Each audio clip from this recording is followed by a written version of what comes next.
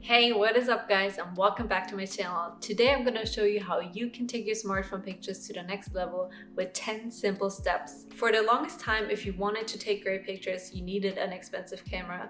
But as we all know, smartphone cameras are getting pretty good, and I was wondering if we could do a whole shoot on just a smartphone. So that's what we did. We went out and we did a little shoot, and I'm actually pretty happy with how those pictures turned out. So yeah, if you have a smartphone and you don't want to buy a camera, don't feel like you have to. You can get amazing shots even with just a phone. So I'm going to show you some shots we took today, and I'm going to give you some tips on how you can recreate some of those shots as well. If you're new to my channel and you want to see more photography tips, make sure to hit the subscribe button.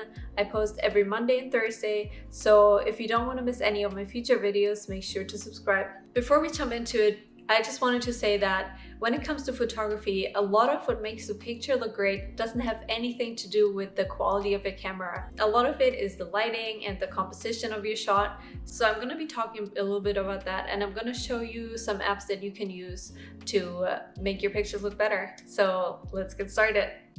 Tip number one, if you want good quality, you gotta shoot in RAW. So if you're not familiar with RAW images are basically unprocessed images that contain more data than JPEG images. So what that's gonna do is it's gonna make your life much easier when it comes to editing your picture afterwards. So if it's a little bit too dark, you're gonna be able to bring those shadows back up and highlights a little bit back down. Whereas if you shoot in JPEG, much of it is just lost and you're not gonna be able to bring it back without making it look grainy. So that's why I would recommend shooting in RAW. The only downside is that the file size is a little larger, so you might not always want to shoot in RAW, but it's great to have when you take more professional pictures. The app I use is called VSCO. You've probably heard of it. It's a great app. It allows you to shoot in RAW and change your settings manually. When you shoot in your regular camera app, you're a little bit more limited as to what you can do, and you also can shoot in RAW. So I love that app. It's free, and you can change the white balance. You can change, let me actually show you. When you're in the app, you can turn RAW on, so you're taking pictures in RAW. You can turn the grid on and off. So the grid I'll talk about in just a second. And then you have the leveling here, which is also great, so you know when your picture is straight. Then you can turn, it has flash, that is exposure, and you can change the white balance. So the white balance, basically you want to keep your whites white, so you can point at something white and then adjust it if it's a little off, depending on where you shoot. If you shoot inside, it can oftentimes be a little too orange, so you want to change the white balance. Or if you're shooting outdoors, it can be a little too blue sometimes, so you want to add a little bit more warmth. So that's what the white balance does, and you can change the focus as well. Yeah, and that's pretty much it for this app. I love shooting in RAW. I definitely noticed a difference. You can see the difference even just looking at the pictures without editing. But then when you go into your editing software, I use Snapseed, which I'm going to talk about in a little bit. When you go into Snapseed, it has an additional RAW image editing tab that is not available when you shoot in JPEG. So it definitely makes a huge difference. Tip number two, lighting is key, especially when you shoot on your phone. The quality is not as good as on a professional camera, so you're not going to be as flexible when it comes to bringing shadows back and bringing the highlights down. So you want to make sure that your lighting is great from the beginning. Obviously, you can still do a lot with editing software, but I wouldn't risk it because you definitely see a quality difference when you shoot in lower light with the phone. The best times to shoot are in the morning, right after sunrise, or like an hour after sunrise, and before sunset in the evening, during golden hour. The light is much softer during those times of the day because the sun is lower in the sky. Whereas if you shoot around noon, the sun is right above you, it's super bright, and it's gonna give you shadows on your face. So even if you take landscape shots, there are gonna be harsh shadows from buildings and trees. So it's much more flattering to shoot in the morning or in the evenings. In addition to golden hour, shooting on overcast days gives you pretty good lighting too. So when the clouds cover the sun, they basically act like a giant softbox, which makes your light look very soft and very even. And that's especially flattering on the skin, and it doesn't give you any harsh shadows. Also, pay attention to where the lighting is coming from. So even on overcast days, you want to make sure that you face the sun instead of shooting against the sun. So there are situations when you want to shoot against the sun, it can look nice, but from my experience shooting on a phone, it's going to be hard to edit it afterwards to make it look good. So I would always recommend having the perfect lighting from the beginning, so you get the best quality out of your phone shots. Another thing I would recommend is to slightly underexpose your pictures. If it's super bright outside, don't overexpose your pictures, because if they're too bright, you're not going to be able to recover the highlights. It's going to look washed out and blown out. So slightly underexpose your pictures, and that way it's easier to recover shadows than it is to bring down the highlights. So not too much, just a tiny bit when it's super bright outside. So for example, if your sky is blown out and it's white, you're probably not going to be able to recover that in your editing software. So turn down the exposure just a tiny bit. Tip number 3, don't use your flash. Now that might be pretty obvious to some of you, but I just wanted to mention it. If you shoot in low lighting conditions, just find some different kind of light source, such as a lamp, or take advantage of street lights or those store windows that have those neon lights. Because using your phone flash just never looks good from my experience. It makes your pictures look either washed out, overexposed, or just unnatural. So I would not recommend using your flash. It's always better to just either wait for a different time or use an external light source. Tip number 4, use the grid. As I mentioned earlier, the app I showed you has a grid. So the grid helps you with composing your shot. It helps you keep the horizon straight. You don't want your horizon to be slightly tilted. And the grid also helps you figure out where you want to place your subject, which leads me to tip number 5, the rule of thirds. So the rule of thirds, you basically want to divide your picture into 3 equal parts horizontally and 3 equal parts vertically. And this is why you want to use the grid, because it does it for you and it gives you those lines.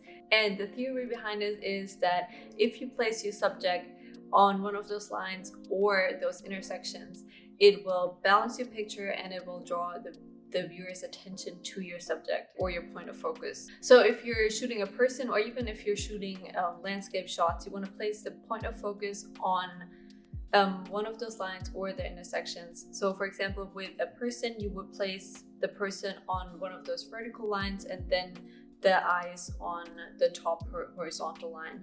And it honestly makes such a huge difference. It just makes the shot look more balanced and just more pleasing to look at for some reason. Tip number 6, use leading lines. So it doesn't matter if you do landscape photography or portrait photography or any kind of photography, use leading lines. So leading lines basically draw the viewer's attention to your subject, and you can use anything as leading lines. You can use railings or the back of benches or streets or pathways, anything that basically guides your viewer's eyes. Leading lines basically create an easy path for the eye to follow. Tip number 7, create depth. So pictures can oftentimes look really flat and boring.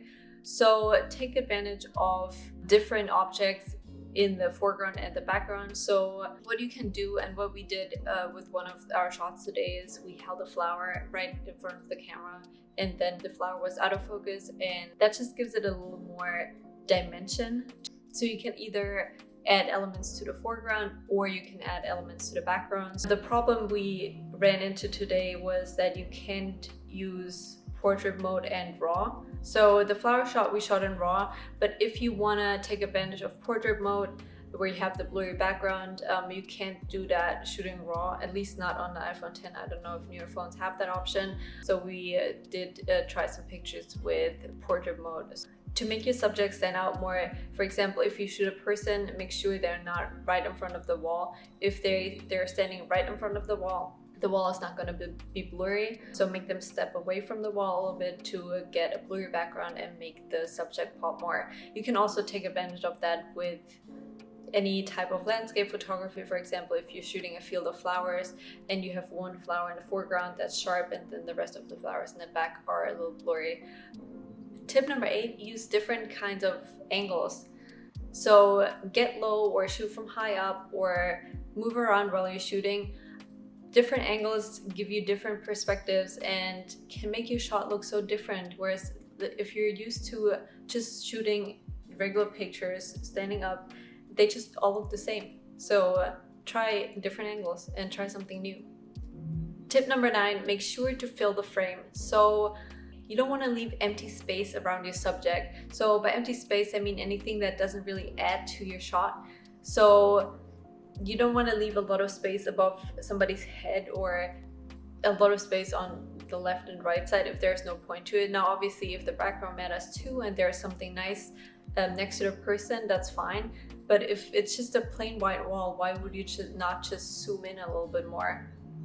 So here's a shot of me sitting on the stairs, and it honestly looks terrible. So zooming in makes such a huge difference. First of all, it improves the quality of the picture and it makes the overall picture look better. So try to be a little more intentional with your shots. If there is a lot of empty space around, for example, too much of the sky, get closer and take a closer shot. Tip number 10, use the back camera. Obviously, if you're taking pictures of somebody else, you're already using the back camera, but try to use the back camera even when you're taking pictures of yourself. So Amazon has this amazing tripod. It's less than $20 and it comes with a remote and it's super easy to carry. So I'll link that down in the description if you want to check it out. And that way you can set up the tripod and you can take pictures with the remote, and that just comes in handy when you don't always have a photographer or you want to take pictures of you and your family. So I would highly recommend getting a tripod and taking pictures that way. So those were my 10 tips, but I do have some additional tips, so I'm just gonna add those. My next tip is you edit your pictures instead of using filters.